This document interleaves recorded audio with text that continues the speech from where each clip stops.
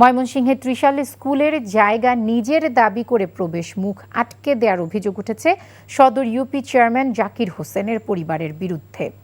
এতে বিপাকে পড়েছে স্কুলের ৫ শতাধিক শিক্ষার্থী। স্কুলের প্রধান শিক্ষক হাবিবুর রহমানের অভিযোগ, শুক্রবার সন্ধ্যায় জমির মালিক দাবি করা ত্রিশাল সদর ইউনিয়নের চেয়ারম্যান জাকির হোসেনের পরিবারের লোকজন বিদ্যালয়ের চারপাশ নেটের বেড়া দেয়। শনিবার সকালে স্কুলে এসে প্রবেশ পথে বাধা পেয়ে ফিরে যায় শিক্ষার্থীরা। ইউপি চেয়ারম্যান জাকির হোসেনের সাথে মুঠোফোনে যোগাযোগ করা হলে তাকে পাওয়া যায়নি। উপজেলা নির্বাহী কর্মকর্তা আরাফাত সিদ্দিকী বলেন, তার কাছে কোনো অভিযোগ আসেনি, অভিযোগ পেলে ব্যবস্থা নেওয়া হবে। এবং আমরা তাদেরকে অনেক সময় অনুরোধ করি যে আমাদেরকে আপাতত কিছু সময় দেন, আমরা যাতে স্কুলে চালাইতে পারি, পরে অন্যত্র আমরা ব্যবস্থা করি, কিন্তু ওনারা কোনোভাবে মানতে রাজি না। না, বিস্তারিত এখনো জানি না, আপনার কাছ থেকে জানলাম। আর এটা খতিয়ে দেখে আমরা ব্যবস্থা নেব।